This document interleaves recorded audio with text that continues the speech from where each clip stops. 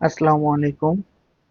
Mobile থেকে কিভাবে জিমেলের password change করতে হয় তা আজকে দেখে নেই। তো প্রথমে আপনাদের মোবাইলের সেটিং অপশনে যাবেন।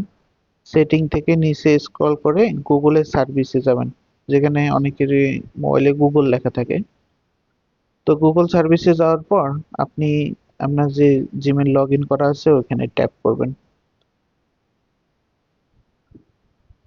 তারপরে ম্যানেজ ইওর গুগল অ্যাকাউন্টে ক্লিক করবেন।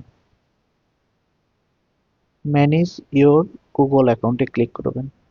এরপরে দেখবেন যে অপশন আছে security and sign in option, ওখানে ক্লিক করবেন। করার পর দেখবেন পাসওয়ার্ড নামে একটা অপশন আছে, পাসওয়ার্ডে ক্লিক করবেন। এরপর পাসওয়ার্ড টাইপ করবেন।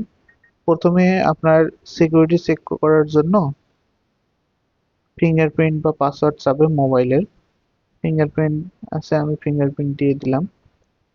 তারপরে আপনারা নতুন পাসওয়ার্ড এন্টার করে চেঞ্জ পাসওয়ার্ডে ক্লিক করলেই আপনাদের জিমেলের পাসওয়ার্ডটা চেঞ্জ হয়ে যাবে। তো ধন্যবাদ সবাইকে।